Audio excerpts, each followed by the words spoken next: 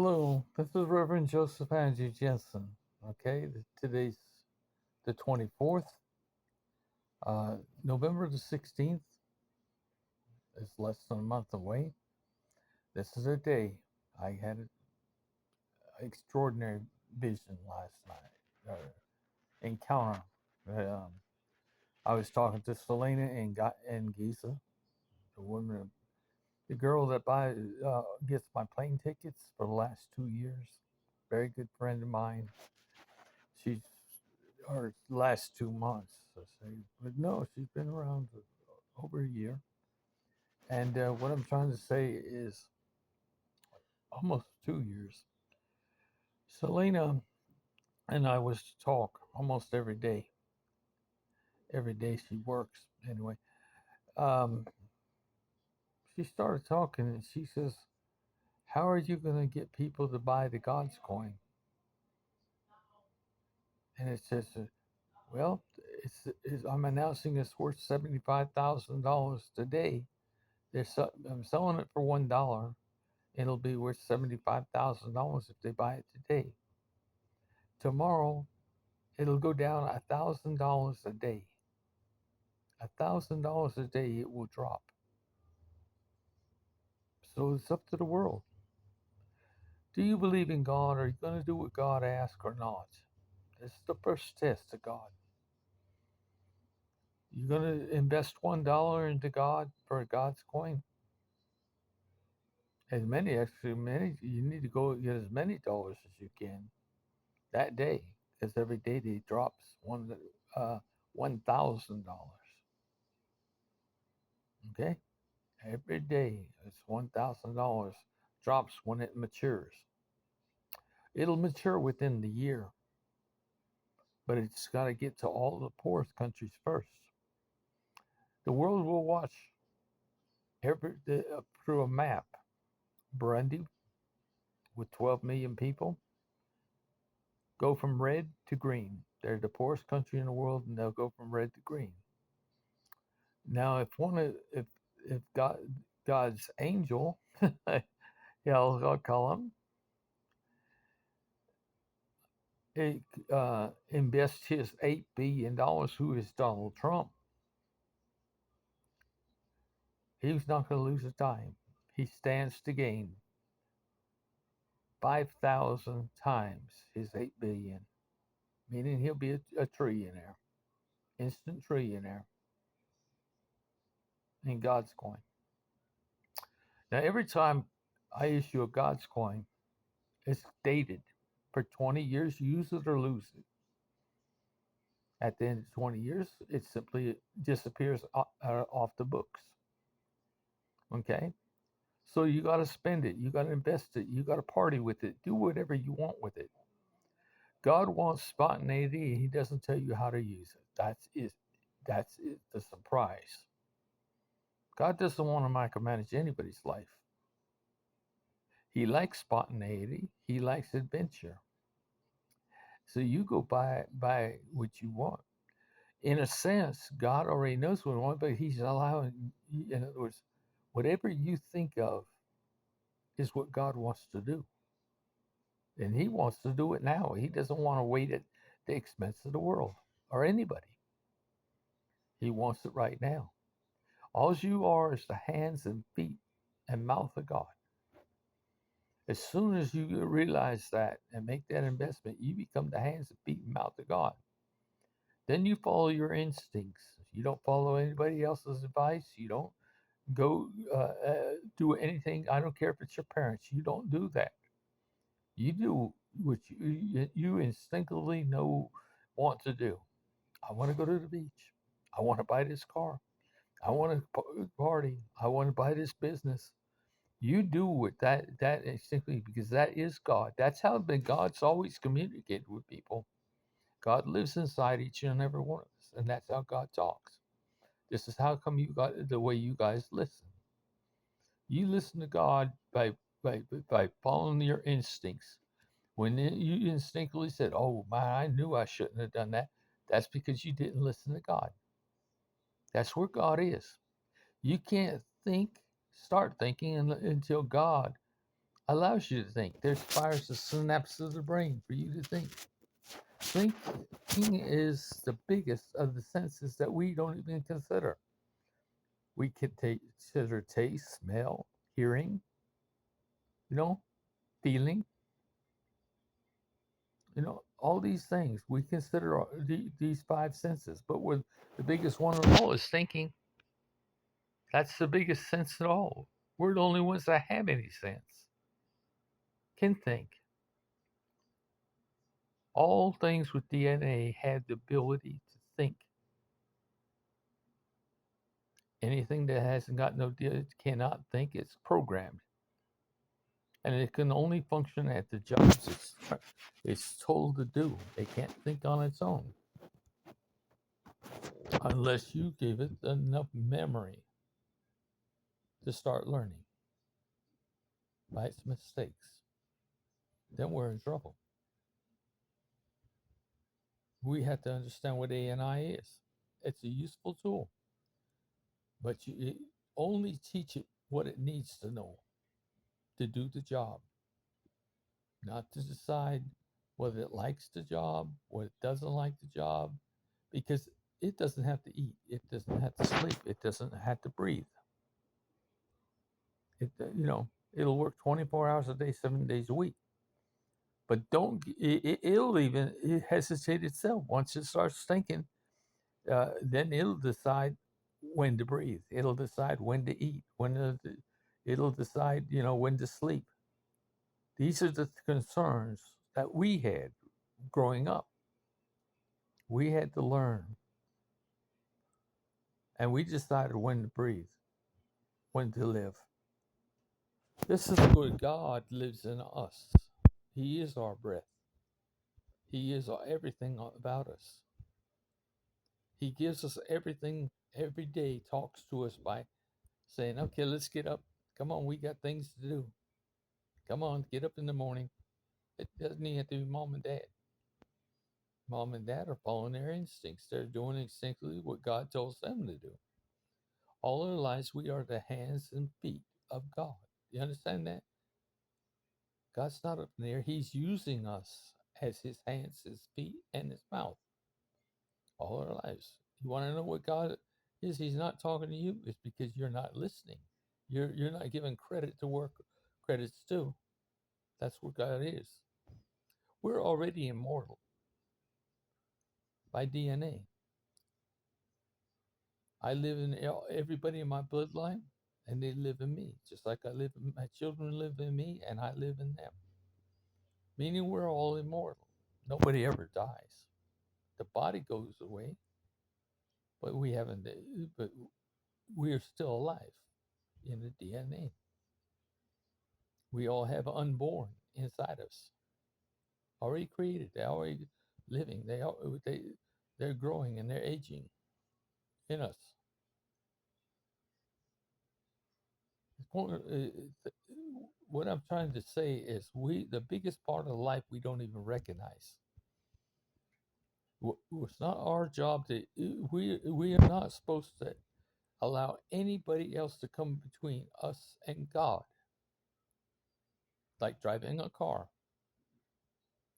When you got a cell phone and you're talking well, you're texting,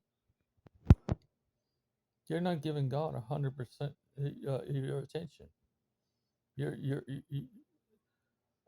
if you knew God, you would say, "Let me just a minute, please let me pull over," and you would stop. Then you tell God, "God, please let me answer this," and you talk to that person. God might even have the person that's calling you call you, but he wants to see what you're going to do. You need to pull the car over and stop. Get to the first McDonald's or first gas station or first convenient place and stop. Or just go pull it over to the side of the road when you get a phone call on it. Otherwise, you're not giving God up the first thing. You're doing, thy will be done. Your will be done, not God's will be done. You put somebody before God. Thou shalt not have any other gods before me. You see? This is what it's all about. This is what God's all about. It all started when God chose your parents. It could have been at kindergarten. When Sarah had a baby, was told she's going to have a child, she was 77 years old. So she's 77 years old. She's told she's going to have a child, and Abraham was 100 years old. Okay? That's how much age difference there is. But the point of the matter is, that's when God chose her to have a baby. When she chose Abraham and Sarah to have a child, 9 months later, you, 77 years later, you you were born.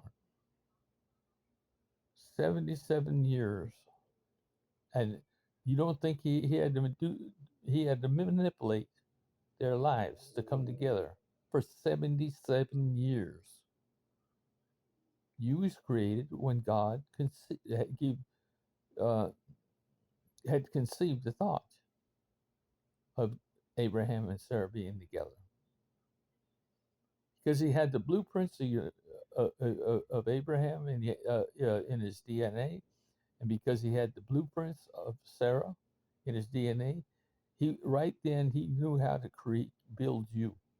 He built you from the plans, from the DNAs. Once he chose you, he had the plans to create you, and he gave you life. At that point, 77 years later, he gave you life and put you in everybody's DNA. Everybody in your bloodline's DNA. Not everybody, but everybody in your bloodline's DNA. You was in their DNA for all those years. So that was a 77-year-old person that hadn't been born yet, living in the DNA. Then God had to manipulate their lives together. Wasn't hard for Abraham and Sarah to be together because they were brother and sister. Sarah was the younger sister because they belonged to a belief called the Horites, and they were inbreds. They're from a family inbreds. They didn't breed with any other bloodline, but anyone else's blood. They didn't believe in mixing the bloodline. But every child was fair game. So every girl was available to have a child and have sex with. So, all her life. She grew up with around, perversion, polygamy, uh, promiscuity, whatever you want to call it. She's around sex all her life. She was born around sex all her life. She would have if Abraham hadn't taken her out of that environment. So Abraham took his baby sister, Sarah, who had 33 years. He didn't really have her as a wife. He's taken her to protect her from being multiply raped by her brothers. This is what they did in the Horite religion because they were inbreds and every girl was fair game. This is what the Islamic religion does. Is they treat women like objects. If they're a girl, they're fair game. That's why everybody's wearing those clothes from head to toe, covering their eyes even, not looking up. That's because they're fair game. In the tradition, they had to walk with a brother or their father or uncle to make sure every man let her alone. She was safe. She couldn't go out after dark. She couldn't go where she wanted. Because in that religion, they were all fair game. The same as that goes after the Horite religion. So Sarah, being the baby sister that he saved her from being an object of promiscuity, whatever you want to call it, perversion, sex perversion, whatever, a sexuality. Instead of being in that environment, he protected her by by now she's his wife. But when she had to get grown first, he raised her to be his wife. Basically, that's what Sarah was. So she was never separated from Abraham. She, Abraham was her savior. The only person closer than those two was God, because God lived in Abraham, God lived in Sarah. You see, this is what I'm saying. They're inseparable. Once you go to a church looking for God, as soon as you turn away from even ask a question to somebody else, you don't realize that God's right there in you. You don't realize you're you're listening to somebody else tell you about God that's living in you. Kind of like going to a priest to ask him to go to confession, to confess your sins. Nobody comes between you and your driver's seat. You're driving the car. When as a crane operator, nobody comes between me and my levers but God. But when you go, first off, everybody wants to get in the car and ride in the back seat, or or get up in front and ride in the front seat, and then they want to tell you where to go, and they tell you need to go here, you need to go there, you need to go here. They ain't got no business being there. It's the communications between me and God. Everybody has turned their back on God and gone another way. They gone to church, they gone anywhere. Everybody in the world is telling everybody how to run their life. And God's inside you wanting to live life. You wanting to live life with spontaneity, with adventure. God's never wanted to micromanage anybody. He's not going to tell you can't eat pork. He's not going to tell you can't drink alcohol. He's not going to tell you anything. He wants to see what you want to do too. I mean, he knows what you're going to do, but he wants to ride the ride. That's what you are, the hands and feet to make it possible. That means, yeah, God likes a beer, and if he wants a beer, he gets a beer. If he wants to eat some barbecue, pork barbecue, especially the barbecue we have in the Low Country in South Carolina, called PD barbecue. Yeah, there's no other like it. It's famous, world famous. It's a vinegar-based barbecue sauce, and there's no mustard in it. There's sugar in it. There's not molasses and not just regular sugar and vinegar. Usually it could be apple cider vinegar, but usually it's just plain vinegar, white vinegar. But vinegar, sugar, pepper, black pepper, and hot sauce. That's a simple blend. We also in the South Carolina have what they call whole hog barbecue. We cook the whole hog at one time. That way, and before we mix it all up, like we shred it. But that's because in our barbecue, it's going to have ham, it's going to have shoulder, it's going to have ribs, it's going to have every piece, everything in the hog mixed together. So you got different flavors and different plates.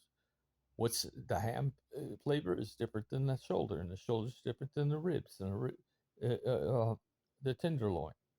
It's all being when you split a hog in half and you cook it together, all together, and you put that sauce on it. It's unique because we don't separate. We don't just cook a bust and butt. We don't cook we can, but usually, and when we say whole hog barbecue, it's the whole hog, so we get the blend of meats. And then we have a simple sauce, adding the vinegar and sugar, sugar, you know, it's unique. But anyway, getting off that, that's because God just, he's hungry for a whole barbecue right now. He's not really hungry. I just got through eating, but he's thinking about it because I mean, it's enough to think about. But God is your thoughts. What you gonna do? Oh, we waking up. We're gonna build a house today. Who's going to build a house? You are building the house for God. Or you're going to do your job. You're doing that house for God. You're giving God the hands, the feet, and the mouth. You're doing all your life. You've been doing everything you do is for God. Those first steps you take, they're for God. He wants to feel his own legs for the first time, as you're feeling your legs for the first time. Then he's wiggling his arms. He's talking.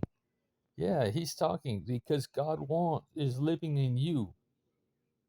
This is not rocket science, but you guys can't. It's over way on over your head. This is an important message that you're going to have on the 16th. I have 3 newspapers that are going to get that have a 35 million uh, circulation. Are going to get the most important message in the world on the 16th. I'm going to let you know what that is right now.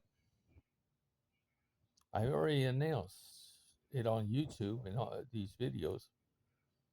On that day, I will announce God's coin's going to cost everybody. One God's coin is going to be worth $75,000. Okay? The only place to buy it is off my website. You got to go to, in small case letters, put www, or just say, just in the search box, don't have to put www, you just put, in small case, God's Living Ministry. Don't put any spaces. Just one sentence.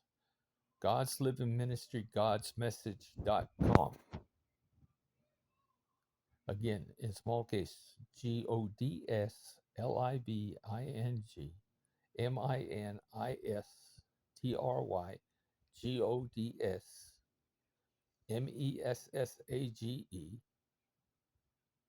GODSMESSAGE.com. If you go to God's, you can buy the God's coin for $1. I have to have that purchase of the $1 because every God's coin is dated that day. It's dated that day, that precise moment, by the minute. You know exactly the date because it's on your credit card. You give me your credit card, you know, on my website, so I know who you are. It works both ways. You just bought from me, but now I can send something to you. I know who you are. I'll ask you a question when on the website when whose name do you want that God's coin in? Just yours? Your newborns? One of your family members? Your grandparents? Everybody in your household needs to have a God's coin because 9 billion people, the population supposedly is, have to have a God's coin account, or because money's going to be deposited there. Realistically, that's going to be soon. It's going to be worth $75,000 a piece. At least it would be if everybody on that morning turned in all their money. But every day it's going to go down $1,000. That's what you don't know. So on the 16th, it's $75,000. On the 17th, it's going to be $74,000. It's going down $1,000 every day. If it goes 75 days and you haven't turned in God's coin, you lost your chance. It's worth what you paid for. It's dollar for dollar. Yet it's not worth it. It's not worth God um, a God's coin. You'll have to pay 75. You'll have to, God's coin is no value. In other words, you missed your chance.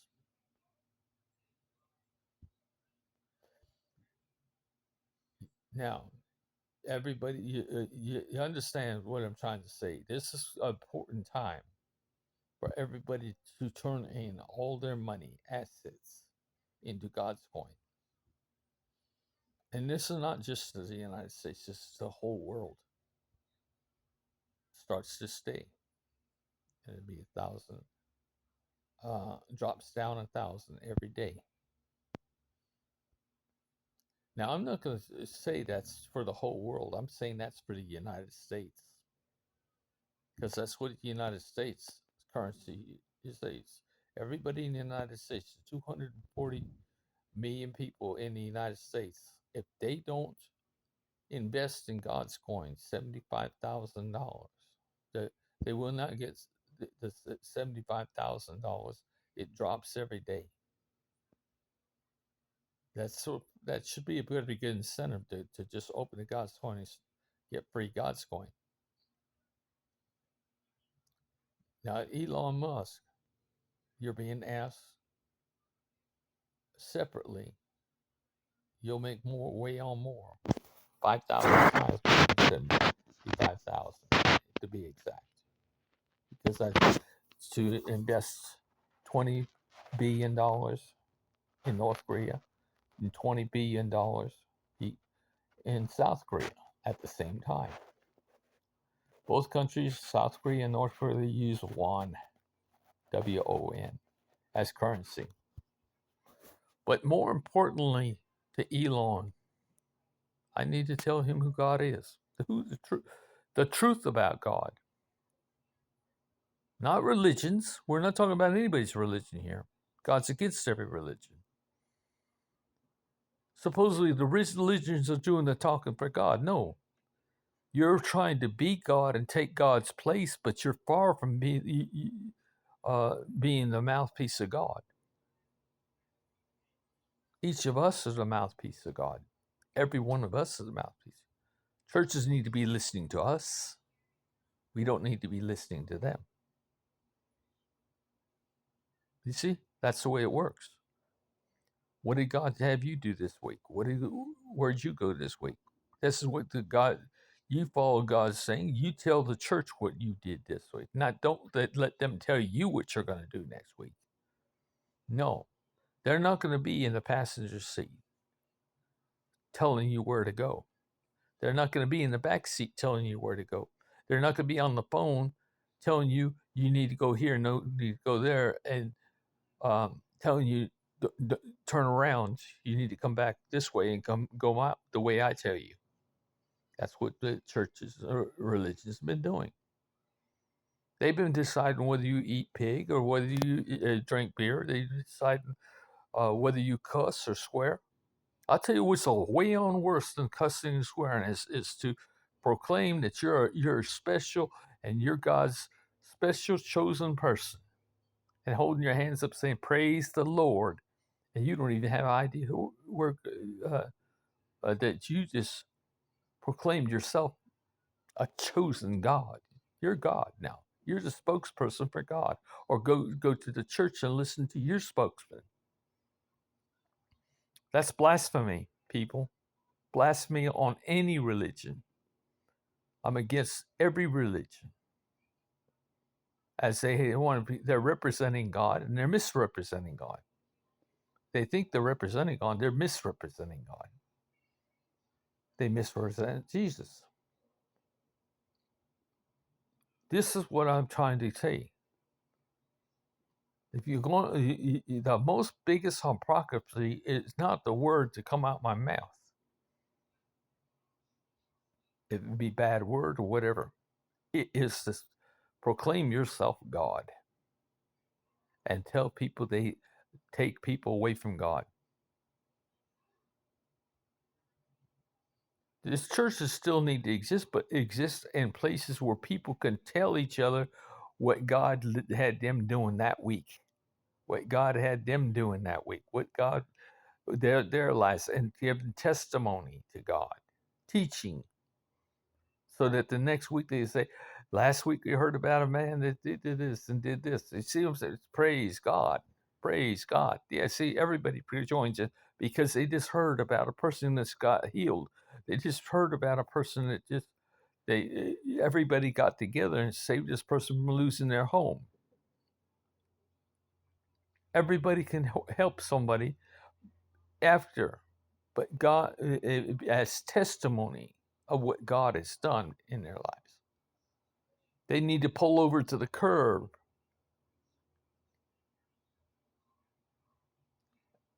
If you're a preacher, if you're a teacher, if you're anybody in that congregation that is trying to tell somebody to go somewhere else, you better repent and turn around. Get back to the source. You don't need to be teaching nobody nothing. You need to be learning. You need to learn where God's at. If you're going to if you're going to start a church, then it's going to be a communication place where you're going to ask people, "What did God let you do today?" "Oh, we went to the beach." "Or we just bought a car." Or "I took my son to the hospital or my daughter out to the hospital and they got fixed." You understand that's the opposite of what the world's doing today. It's got to come back now because of the phone, 5G, because of Elon Musk, cars, everything. These people, these people don't know me. I'm the messenger. I'm God's messenger. But Donald Trump doesn't know me. Bill Gates, Melinda doesn't know me. Elon Musk doesn't know me. Satoshi Nakamoto doesn't know me. Jeff Bezos doesn't know me. This will include um, Mark Zuckerberg. This will include, um, I forget the other guy's name, Ellison. All these people, that's going to include them. I think there's 7 in all. In the last few years, God's been preparing them as well for this day. They don't know it yet. They're going to find out on the 16th. That's why their lives in the last couple of years have gone extraordinary. In the last few years, Elon Musk has made um, 24 times the amount of money, 240 times more, just because of Tesla. He barely was able to get his Tesla out, and this year he's planning everything because he's put stuff in space. He's invested in space. He put his own satellites. He put his own communication, his own Wi-Fi system in space. He's put the robotics to building cars. He has made everything so extraordinary that he was going to save the world alone. Now, Elon Musk is 52 years old, and he's a confused little guy about God because he's not sure, because he reads the Bible. He's autistic, just like I'm autistic. And I know what it's like to be confused, because you can read the first words of the Bible and it doesn't make no sense at all. They can't start out in Genesis. I mean, God can't create the sun on the first day and create it again on the third day. The Bible doesn't read right, especially to an autistic person. We take everything literally. You have to, furthermore, when God give us the 10 Commandments, what part of the commandments said, "Thou shalt kill in the name of God"? That's what they've been doing. That's what the Jews are doing today. That's what I just come back from Palestine from. That's why I was in the Jerusalem hospital, taken there by the ambulance. I was there to stop the war. I was there to die. I wasn't going to leave the hospital. Once I got hospitalized, she says,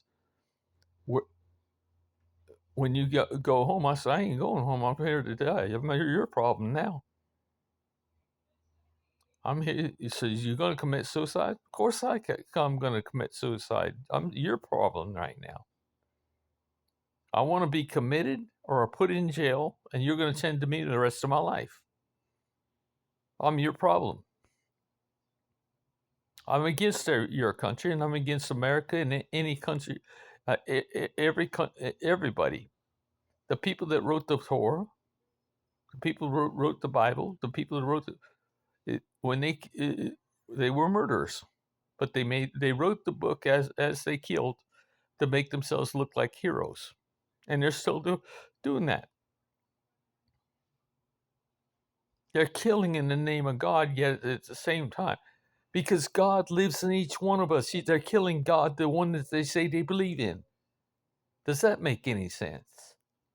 If God lives in you and He's killing the women, the children, the babies, they're killing God as well. So it's a very big contradiction. Elon Musk will understand this. And this is what he needs. He needs peace. He needs understanding. If there's aliens out there, there's aliens. They are living beings. That means they have DNA. That means they can come visit. Why would they want to come to this planet? That's killing.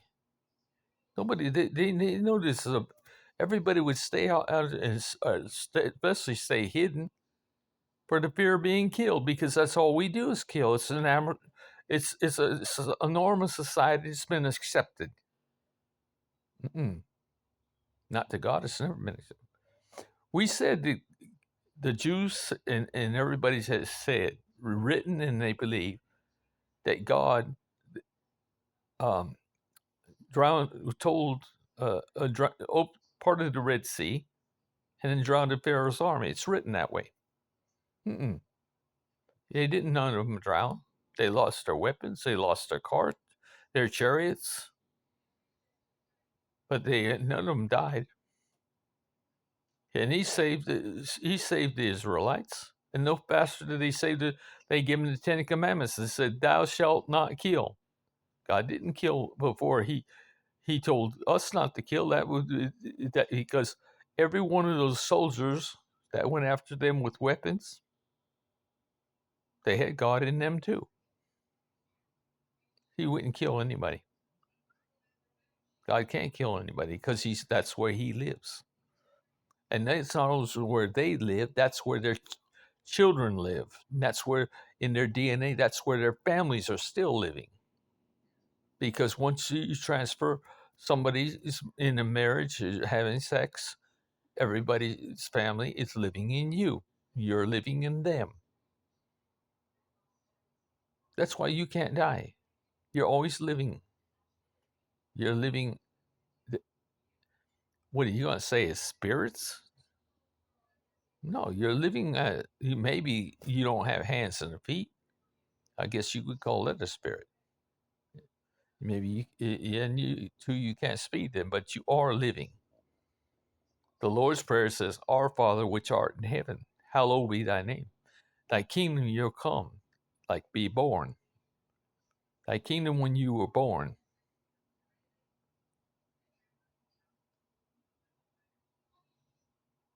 Thy kingdom come, thy will be done on earth as it is in heaven."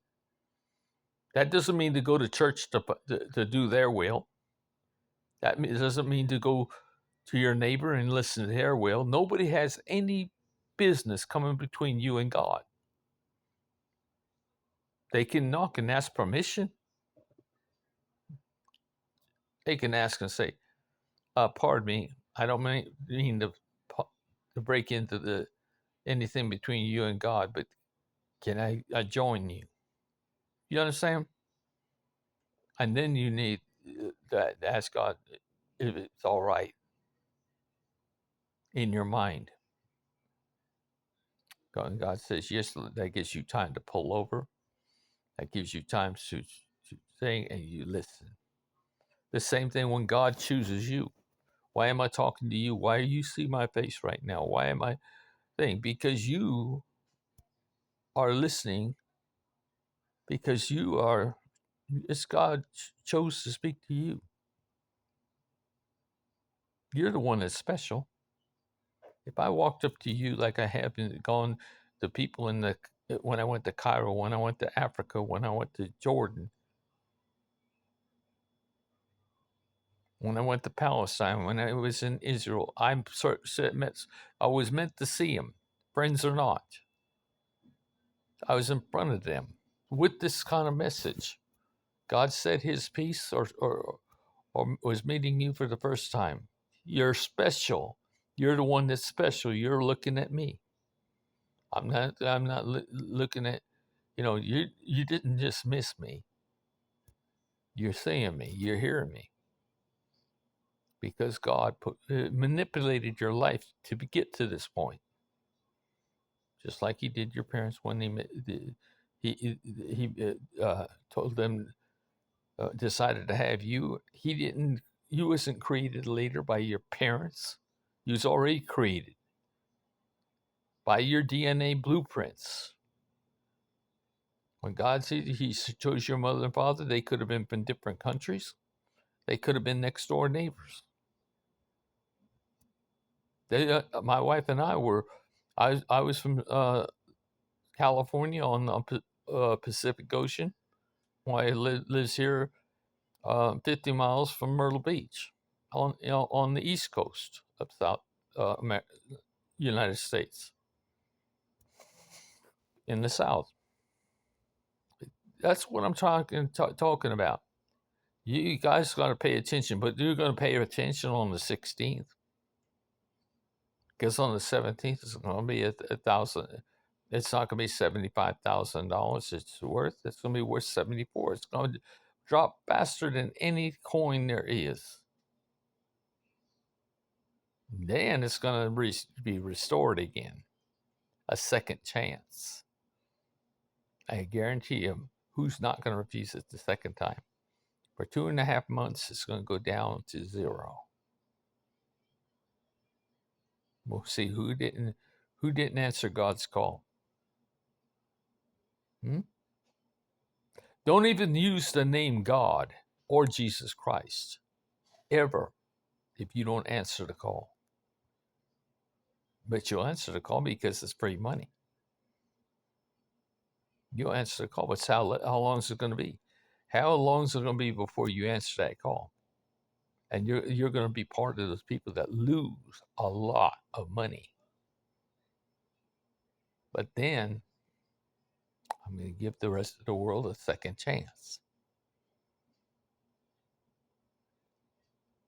And what it's going to be, it's not going to be the United States going to be, restore the money to, but it's the rest of the world. Because America had its chance. America had its chance. They're going to get God's coin anyway, so they're going to pay $75,000 for it. Well, they're not going to be able to get it. They lost their chance to get it. They didn't completely lose the chance, because then they can join God's services and earn one God's coin per month. But every God's coin, I will restore it onto the rest of the world, $75,000 in 2.5 months later. So that everybody that joins God's services will absolutely get the $75,000 a month. Every month. 12 times $75,000 is $990,000 a year.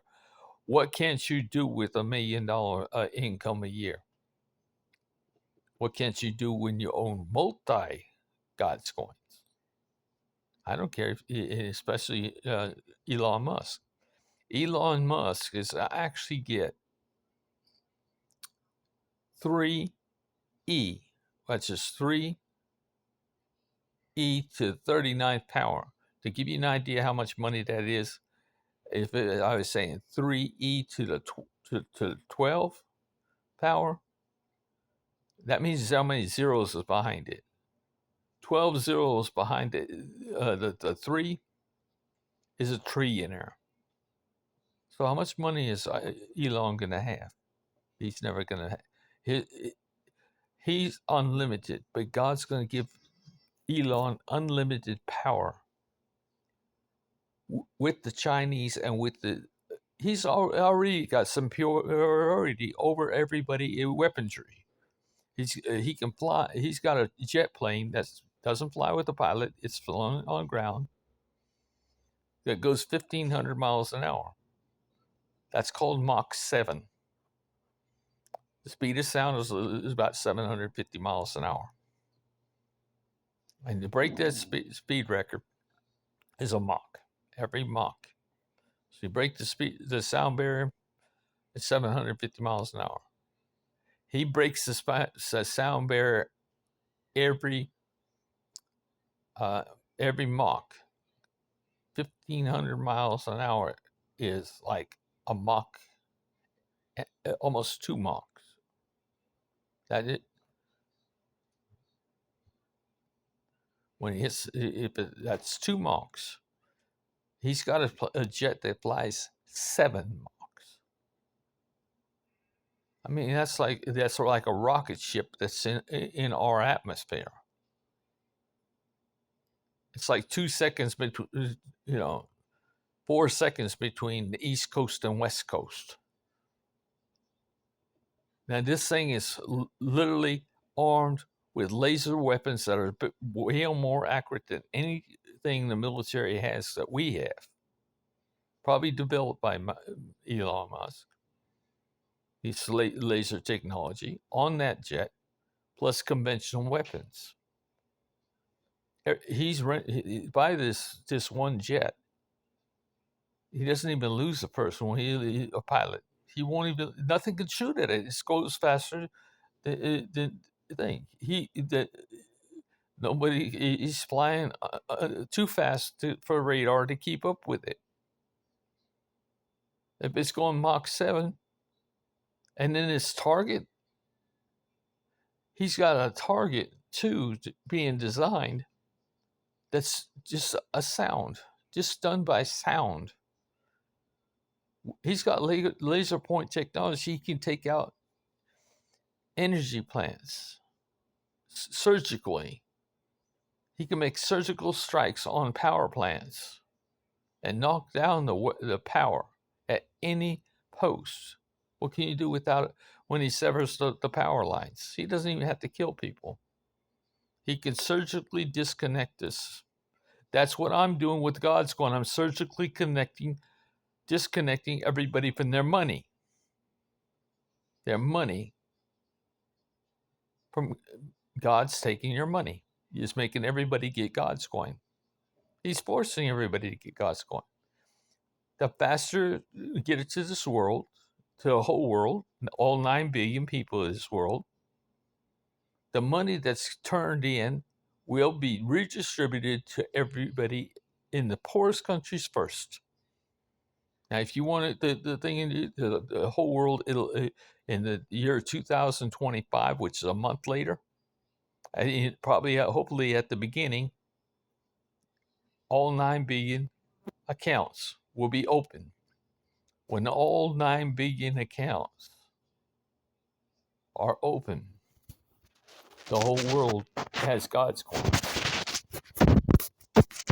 Everybody's currency would be rendered useless, but in a sense, it's not, because that's what I had to cash it in. Every country still got to use their own currency and still cash it in for the $75,000.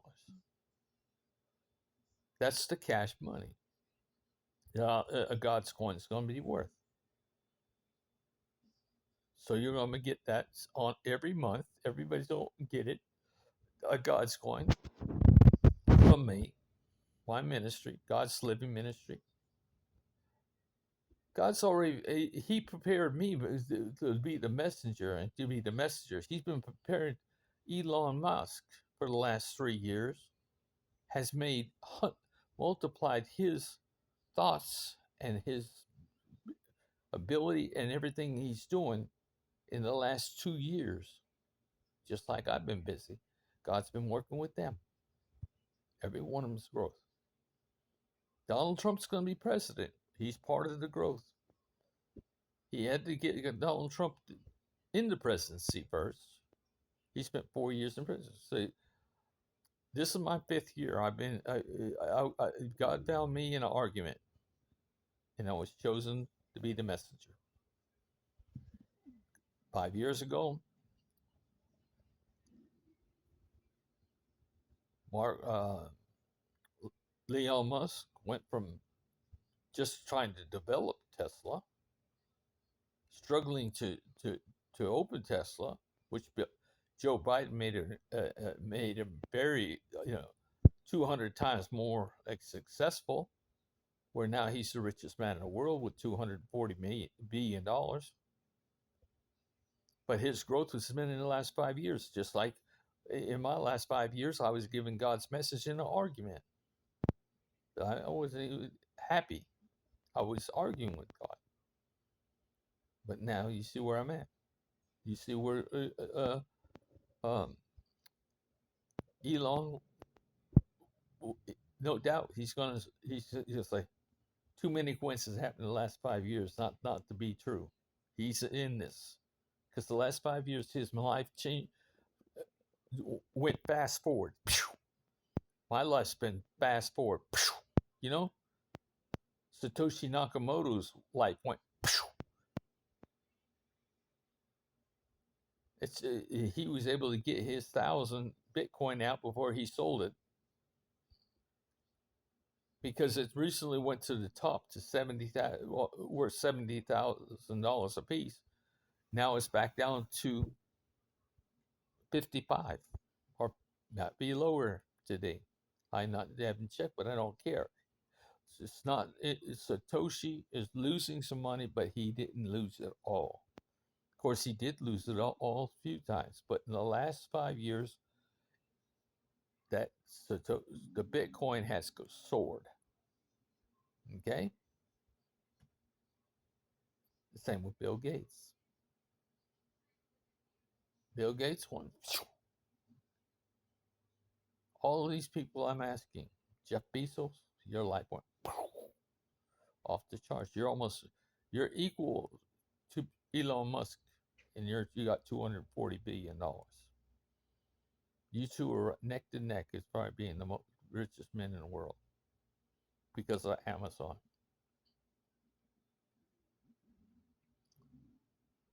Bill Gates and Melinda, you guys have done wonderful things in charity. But some of the stuff that you've been trying to do, Bill, is wrong. Some of the stuff that Elon's been doing is wrong. Some of the stuff that Donald Trump was doing is wrong too. Jeff, same thing. Every one of you has certain things that need to be changed. Policies. Let God do the dreaming and thinking. God help you. He's the one that can multiply your life and give you the ability to create that much more. And that's not just with you richest people in the world. That's with everybody in the world. Give you the money, the assets to build your house, build your cars, and to do it your way. Nobody else can tell you, you party if you want to, you spend if you want to, you waste it. You have to, because the God's coins, it has 20 years to use it or lose it. Everything you gain has 20 years to invest it. Build your own businesses. Everybody that gets the God's coin goes on a payroll that's 18 years old or over. They were in God's service, and they will get that money. They get that money, that 75 God's coin every month, $75,000 a month. That means that they don't lose nothing. You might not be able to redeem it until it's your turn in countries. the countries that go from red to green will be Burundi, will be South Korea, North Korea, and China. There'll be ones in yellow. There'll be Colombia, South America, Cuba, Venezuela. Um, there'll be Egypt. Jeff Bezos, you're responsible to get all of Africa. Your money's going to go to all the Africa to have everybody African have it be millionaires. But Egypt's part of Africa. Okay, Selene will be with me, so she's not worried about her or her family. But you understand what I'm trying to say? All these countries will be in a line. They'll be the ones that go from immediately from red to green, which will be Palestine, goes to Bill Gates and Melinda. Jeff Bezos, you'll do Africa, except for Burundi. Donald Trump, you'll get Burundi, and you'll be going to from a billionaire to a trillion. You're barely a billionaire. You got $8 billion compared to 240 of Jeff Bezos. Elon Musk's and Jeff Bezos, 240 billion. Jeff Bezos, you're going to do all the rest of Africa. Satoshi, money's going to go to the Congo, to the Congolese. That's the democratic.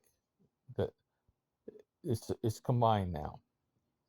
It's called the New Democratic Republic, like the United States is a Democrat or Republican.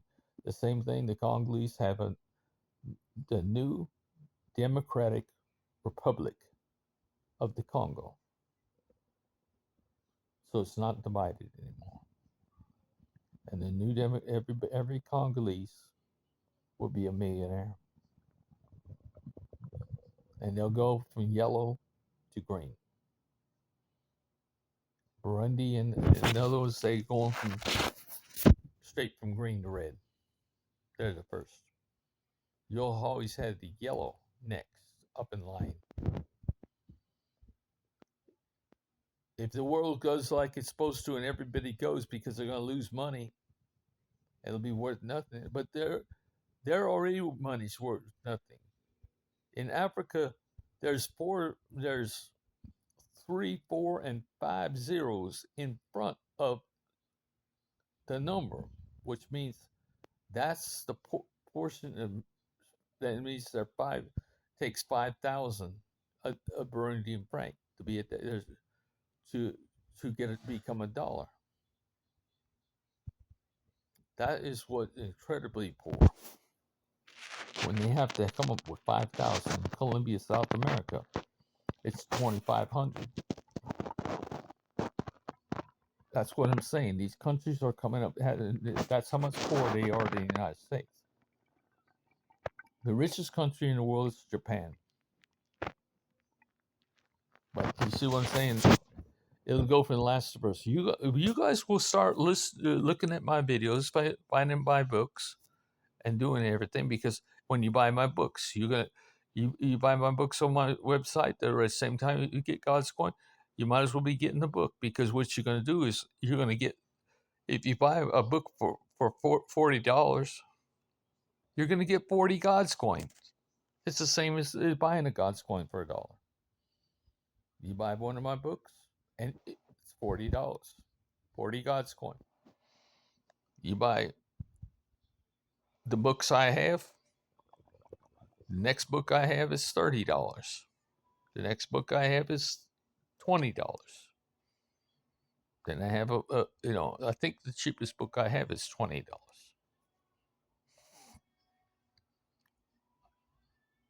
I'm going to be investing in everything too. But here's the thing. Every time I give a God's Coin, I get the duplicate. Do you understand?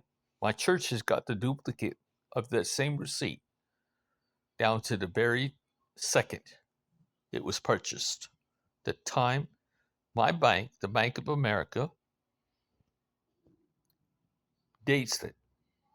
The time, the day, the time to the second of when it's getting, and you got 20 years to use it or lose it.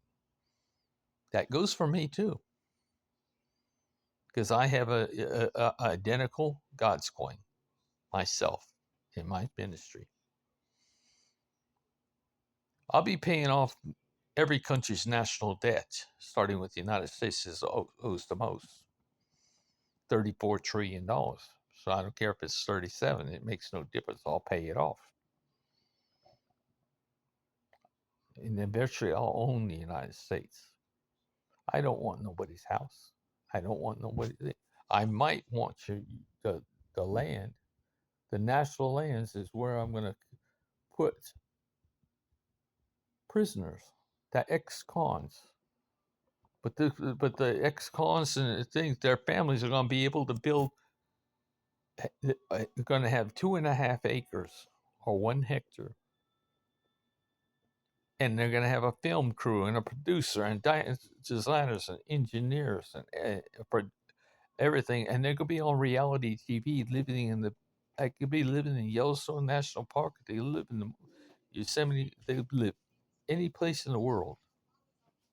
Now, what I'm saying, and their families will build their paradise while the person's doing the time behind bars, but they're going to be on behind, watching in constant 24 hours uh, uh, communication, both on reality, and they'll be becoming movie stars, both in jail and they'll be able to communicate. So the prisoners are going to want to. They're going to be becoming movie stars sitting in jail. Reality TV, and that's not going to cost nobody nothing, because all those people are doing this because they're movie stars. Reality TV is going to be paid for TV. I don't know how much they'll charge, but everybody that will have a phone issued to them. Guess what kind of phone it's going to be? Elon Musk's phone. Because Elon Musk has got a phone that's going to be the new phone on its new own communication system and everything. It's going to be, how do you say, it's run by its own internet system, and his new phone will be have facial recognition, voice recognition, fingerprint identification, hand geometry, God knows how many different more ways to identify. But the point of the matter is, people are going to be able. The first vote that everybody's going to vote for in every country is by the vote from home or a location that they apply for ahead of time, that they'll be at in an office, at a restaurant. It makes no difference where they vote from, but that's got to be prearranged. But from home, that's where they can vote 24 hours a day, 7 days a week, because all government's going to be transparent. Everything goes on in everybody's government that's making the decision, talking about something, or reading about something, is going to be on reality TV. Everything. Then they're going to have another policy coming out at the same time. It's called "Come Clean." Gang members, turn in your gang members, your activities, where things are, and everything. Your parent, your family, right then, and friends, since they're not safe, will be immediately transported to one of the countries that's already receiving all the God's coin. You'll be under the protection of people in a different country that's surrounded with people that are working for me. Other people, they're not going to intimidate your friends, and they're going to be able to build their paradises in those countries on national lands, in their own paradise in that country. and those communications are going to be back to you while you're sitting in jail, and you're going to be on reality TV becoming a star while you're sitting in jail, and your family's going to be stars. That the people, the producer, and everybody there, they're going to get free building supplies and free stuff from the people as the advertising that or everything from the lumber to the heat and air conditioning system to everything, road pavers, landscapers, everybody. That's what that crew. So who's not going to want to turn themselves in, come clean, and then they're going to start earning the God. They're going to be earning, the family's going to be earning God's coin, but you are too. You're going to be earning God's coin while you're sitting there doing time. That's pretty interesting, isn't it? That's the way God's working out. Come clean. I don't if you're in the CIA, FBI, Secret Service, because everything that's in the archived, everything that's been hidden, I don't care if it's in the Vatican, okay, if it's even it's in the Vatican, even the CIA files hidden by any government anywhere, they will come clean, have a chance to come clean. Some of it, what's hidden, is stuff that's very good. It's not very bad. Very good. Sure, we'll find out what they have on aliens or where the aliens are. We'll find that out. But this what you're going to find out. You're going to find out from the Iraqis where Noah was at what age Noah really died. They say we lived to be 950 years old. That might be true. It might not be true. But it's true is because an Iraqi told them the age Noah died. Iraqi would have had to tell them. The Iraqis would know. They were the direct descendants of Noah. So they were the only way that nobody ever know that Noah would be a child of Noah, a descendant of Noah, who should be an Iraqi. The only land, the first land that was, where the ark landed. It actually landed in Turkey, but Turkey was frozen where the mountain are at. The Iraq is where the first civilization was. The first civilization of man that was on the thing. Uh, there was people living during that time on Earth that weren't affected by the flood. Basically, they were Nephilim, the angels. That's why they were giants. That's why you want to speculate about the big stones, Easter Island, the big Stonehenges, the blocks built by the Incas, the Mayans, the Aztecs, when they were built, when that was built in Taiwan, the Polynesia, all these places.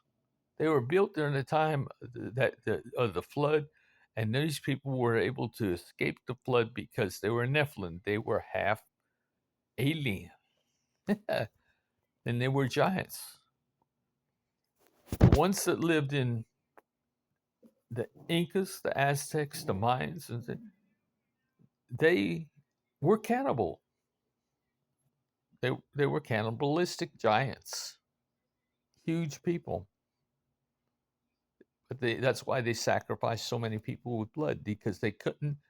They weren't allowed to eat a person. They had to drain their blood. They had to cut their throat, cut their wrist, whatever, and drain their blood, like you do with a deer, any other animal. That's what the sacrificing was. They were cannibalistic. That's why they didn't. Why they their civilizations disappeared. Where they disappear? Well, the bones are there to prove it. They ate each other. It wasn't because of our culture. It had to do with some about their culture. But that's what the pyramids were. The pyramids weren't temples. They were silos, grain places to hold water, to hold grains, storage containers. That's what every pyramid basically is, a silo, a square, completely square silo. It's completely cubical, but it's not cubical because it's built tall. Khufu's pyramid is 465 foot tall. I'm not sure that it's 465 feet tall or meters. I'm not sure, but it's tall. Can you imagine that? That's a silo. The pyramids was built with the four side triangular sides are the supports for that silo to keep it always there for eternity.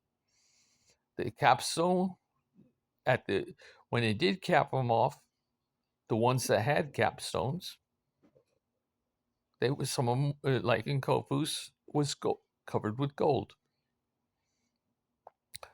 Also, interesting enough that all pyramids, some of the pyramids, most of the pyramids that were built out of the ones in Giza, they have electricity running by their locations, the way they face in space and everything. The orientation with the sun and the planet and on this planet, they have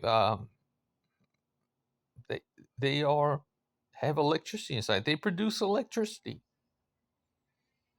It's crazy, but there's power in there. All this information came from aliens, but aliens were half Nephilim. When the Nephilim came, the fallen angels came. 200 of them came. They bred with the women. No, every woman was fair game. That's where all that started. That's why um, Enoch and his family became Horites. So the angels agreed, we won't touch your women. We won't touch your women. Just his brother Idris, Enoch's younger brother Idris, became the interpreter between the angels and God. So he made the first language, the Sumerian language. Enoch was the high priest, but the interpreter was his brother, his younger brother, Idris. That's what Enoch, I mean, this is these are the things that even um, Elon is speculating about. He thinks the first language was Sumerian. No, it's the first written language that it wasn't even the first written language. The first written language, because how did they think? Um, you know, the first one was Abel of the sons. There was a twin sister of Cain. When Cain was born, the oldest, he had a twin sister named Aklima. That became his wife. Because when they were being born, after they were born, Abel grew up to start abusing Aklima. When they got caught, he got caught either directly hitting her or abusing her, sexually abusing her, or whatever, in front of, he either came up in front of doing this in front of him, or hitting her or something. He either came around the corner and caught him doing it, or they just he did it in front of them. He could have come around the corner and found him hitting her, or he did it. He hit her or abused her in front of him. That's enough to make anybody mad enough to kill. There's no remorse written in the Bible. He says, I'm not my brother's keeper. I don't want to talk about it. Just go on. You know what happened. See, he told God, you know what happened? Why am I talking about this? I don't want to talk about it. He wasn't sorry at all. He just said, I didn't mean to kill him. I didn't mean. No, he didn't even make apologize. It's like he could have killed him again and again. You know what happened? He hit her or he sexually abused her. Again, why would Aklima have been Cain's wife if oh, you killed my husband, I hate you. No, it's the opposite. I'll go with you. I'm not going back to Adam and Eve, mom and dad. I'm going to be with my brother. I'm going with my brother wherever he's at, and I'll have his children. I'll take care of him. I love my brother. He saved me from Abel. No stories, but written backwards. I'll clear everything up for Enoch, for Enoch, Elon Musk, because he is a confused individual. Because nobody's here to tell him and slow him down to the truth. All the speculation, when it's right there in the words, you just read the words. There's no remorse. There's no excuses. Cain doesn't make any excuses for killing him. He doesn't make any try to weasel out of it. He doesn't, and he has no remorse, and she doesn't have any regrets. Yeah, you saved me. That's how he became the husband and wife. That makes sense. There's a story of the smoke. Even Jesus accepted the story of written in the First Corinthians. That supposedly, even Jesus said this that it mentions in the.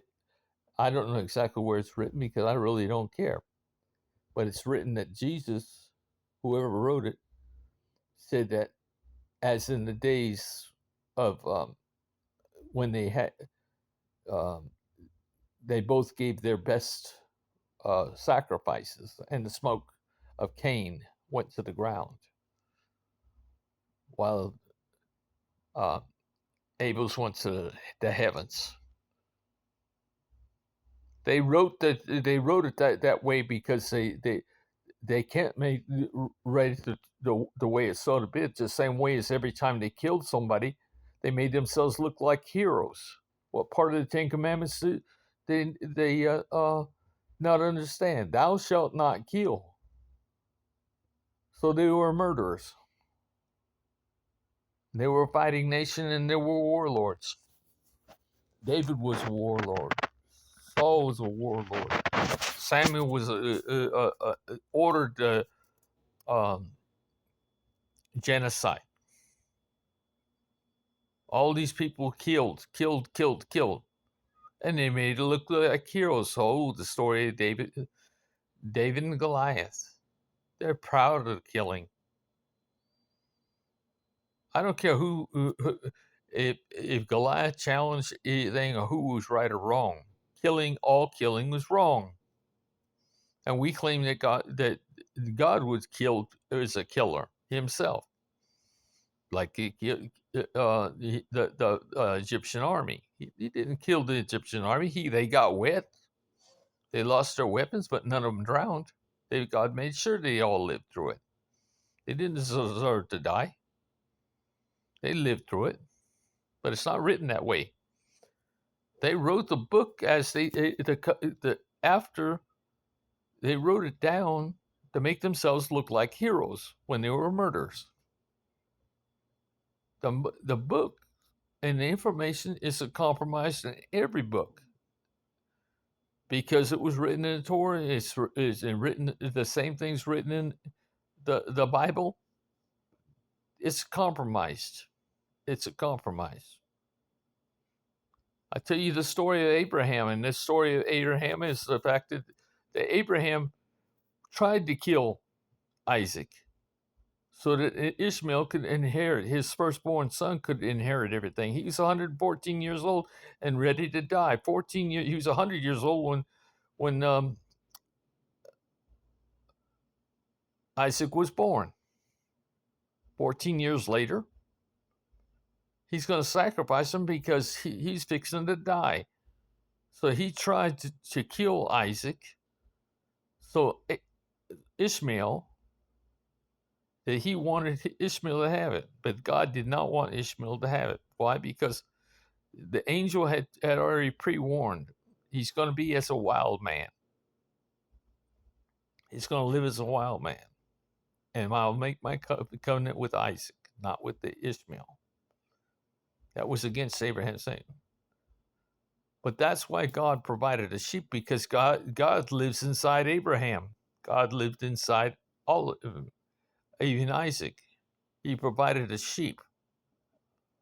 Apparently, the sheep is better to sacrifice a sheep than it is to sacrifice a person, which is it should be, because God lives in everybody, but He can do a lot more than a human being than He can with an animal, because we can think. But we are the hands and the feet and mouth of God the day we're born. Then God can feel His feet below Him. He has to learn to walk. He has to learn to handle himself with his hands. And we learn to talk. We're giving God voice.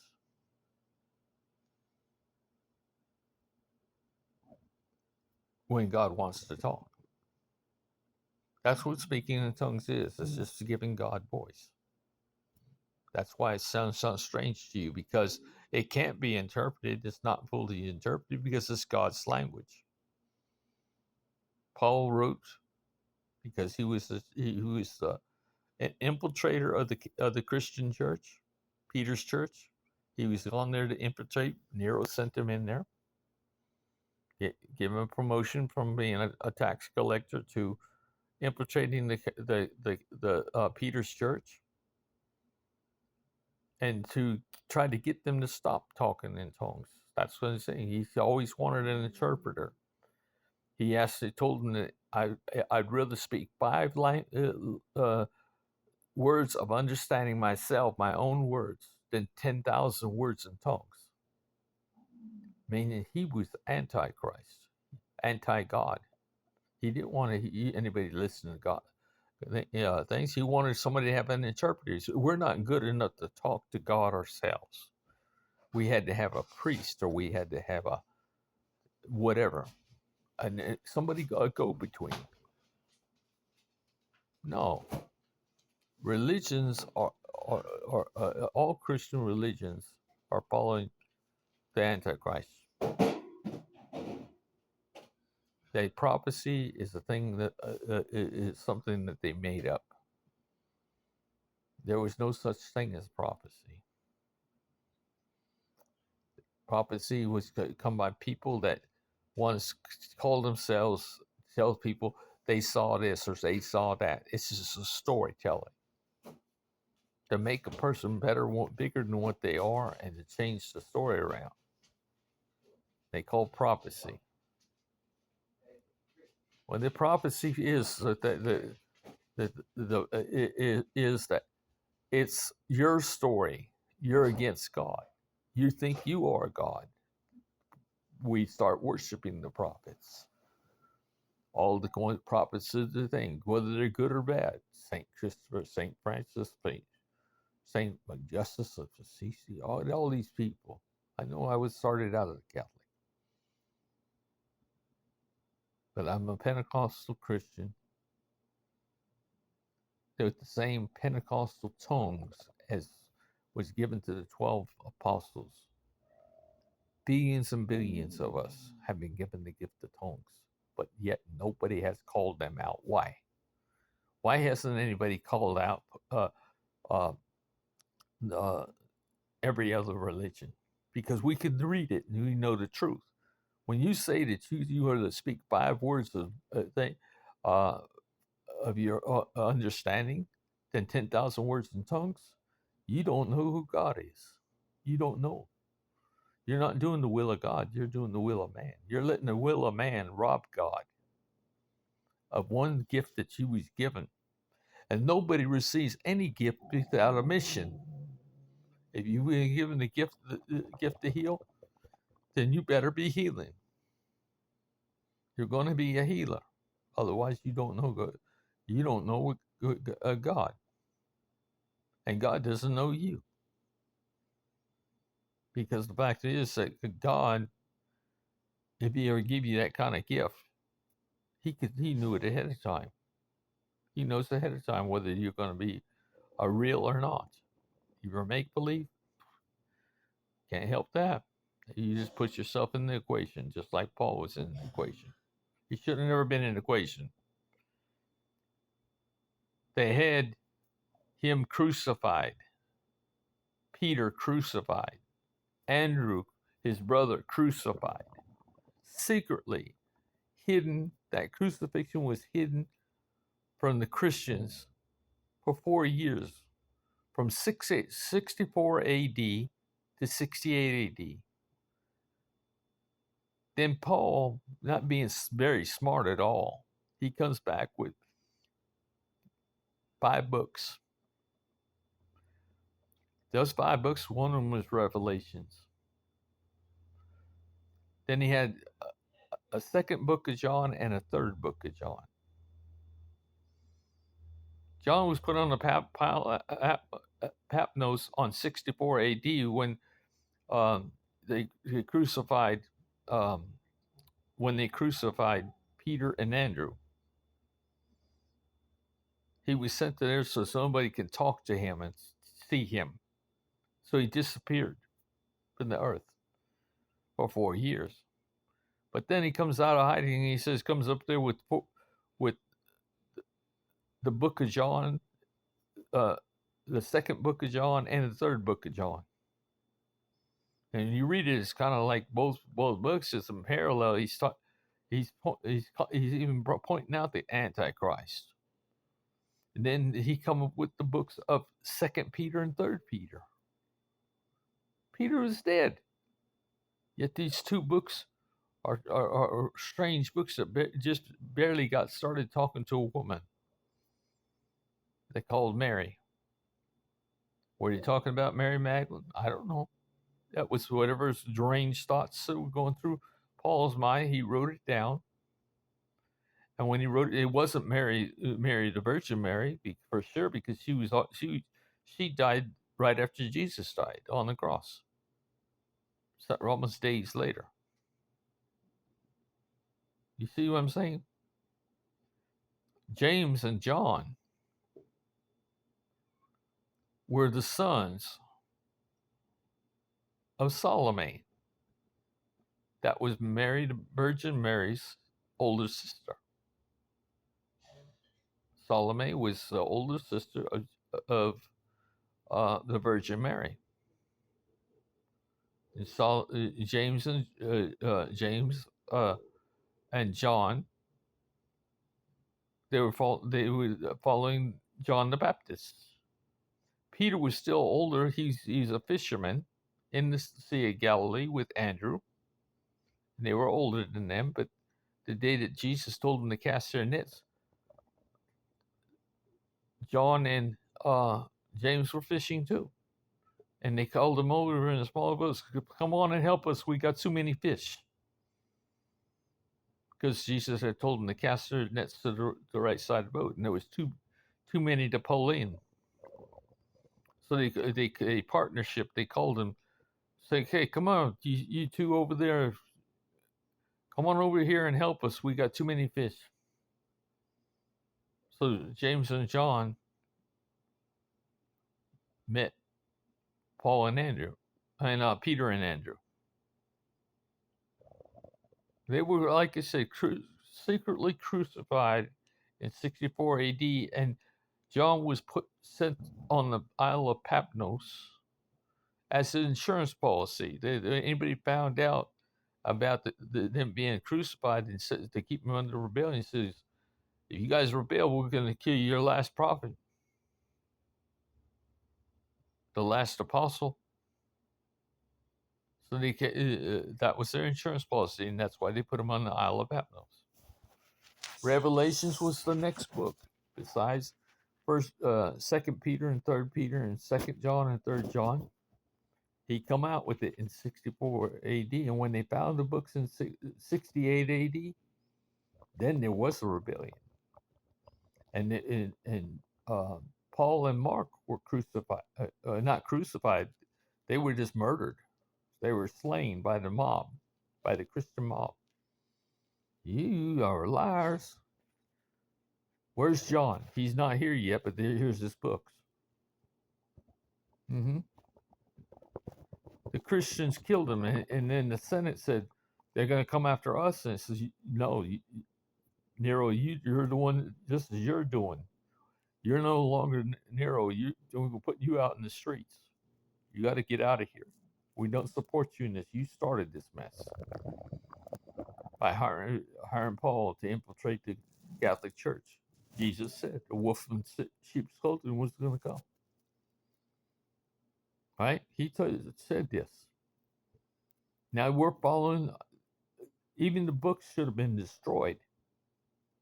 At that point, all the books should have been destroyed. There should have been the books that with Ephesus, Philippi, Galatia, Theologia, um, Colossians, all these five churches, even the book of Acts, even the book of the Romans. They're all up to 22 books out of 27 books in the Bible. They should have been destroyed by the church, but somebody kept those copies. Constantine brought it out and started that whole mess. And all Christians have been following the words of Paul wrote, the Antichrist. And yet you guys say, hallelujah, I'm going to be with you. You're going to be with Jesus Christ. Because he's going to see you every day when you die. But he's going to see you agonizing in hell. There's no literal hell. They're going to be going through hell. I've gone through hell in my life, and I've lived in hell in my life. It was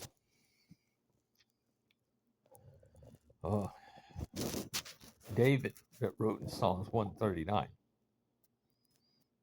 If I make my bed in hell, lo, I'll be there. God will be there. If I took the wings of the morning, went to the farthest parts of the sea, lo, God, you'll be there. If I make my bed in hell, lo, God, I'll be there. It's a condition. Some of it's not by choice, and it can be by choice. If I make my bed in hell, or if I end up in hell. Everybody, if you lived in this world, you've gone through hell. Too many have lived in hell, forced to live in hell. It's a condition. It's a relative term.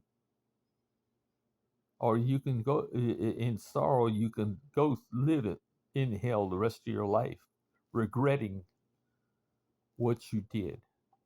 How many people you deceived yourself as part of the deceiver. You carried on his just the words as your own deceiver. You've been the deceivers, taking people away from God. You didn't learn.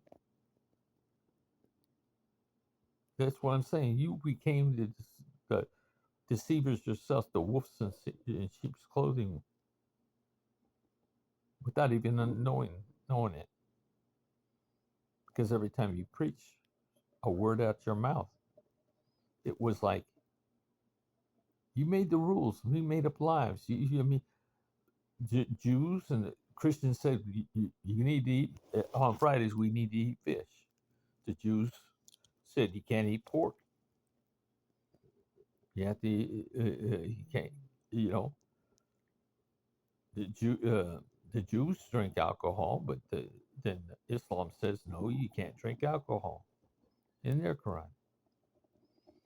In the Quran, Muhammad's words were very beautiful, and there's a lot of truth. I'm a Muslim as well right now. I have a name. It's called Rayush. Rayush Allah. I mean, the messenger. Messenger. Rayush is messenger, the same word. Allah means I'm the messenger of God. If I say I'm a wazir, that means I'm like a sheikh. Okay? I'm a person, a representative, a minister. Wazir Rayush Allah. And yeah, I have more respect because in the Quran, nobody spends most of their life on their knees except the Muslim and the Islam. Takes that much time and respect out of their life. Not even a Jehovah's Witness has that much dedication. They devote more of their life to God and Allah with no other gods before them. That's what they don't accept Jesus. They respect Allah.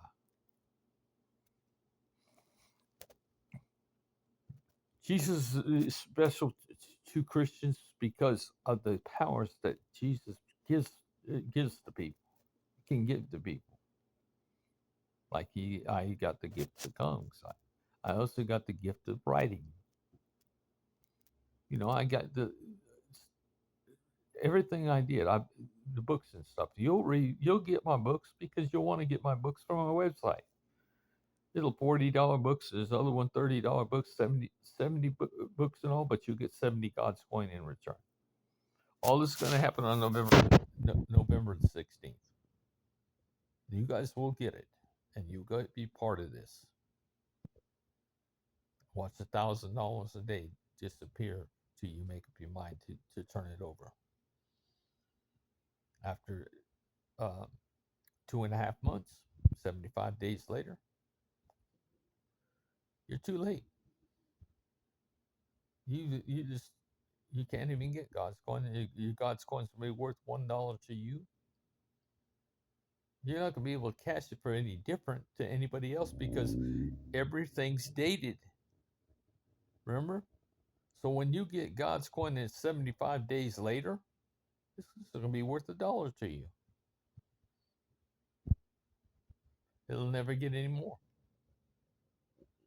You'll have to join God's services to earn a God's coin every day. You'll learn that. So it's no skin off my nose because hopefully, in a person like Elon Musk, I only need 5 minutes with him to explain to him who God is.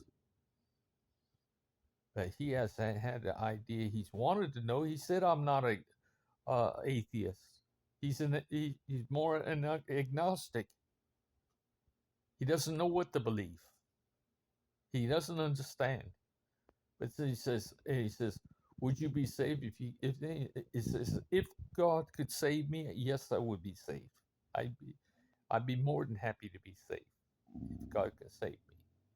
That's what I'm going to say. Tell him, you're saved already. You was saved the day you was born,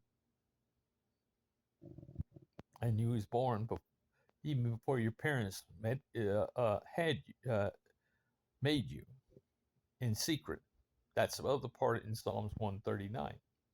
God was there when he made you in secret. But he wasn't created that day. Not even 9 months later. You was already created the first time. Why Jesus said, you must be born first of the water. That's when God created you from your DNA, parents' DNA's prints, and placed inside everybody's in the bloodline's DNA. That's by the Spirit.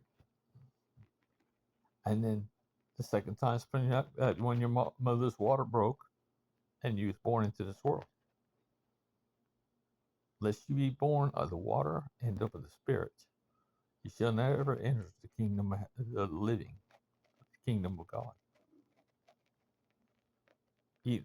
That's pretty cool. Because you're never born. You can't be living either way, because you haven't been born. God has to create you first with the from the in your DNA and place it in DNA. If you're not born of the spirit, you can't be born in the flesh. I hope that starts to make sense. And that much, that little bit of explaining right there, be enough to tell the richest man in the world to bestow upon him 3E to 39 zeros after the 3. What what does that, what number is that? What's the name of that? There's no name for that. And I have because every God's coin is duplicated. I have the same one. And I'm just as wealthy as he is. So there's nothing we can't do. Do you understand what I'm saying? I have enough to right then to take my God's coin and bail out the rest of the other countries, next countries, besides getting their donations. I reinvest. I keep on dealing out. It shouldn't take this world all year for everybody at 9 billion people in this world to have God's coin. It shouldn't. I'm not saying it won't, but I'm saying it shouldn't. I'm going to leave because I'm having to get up. Good night.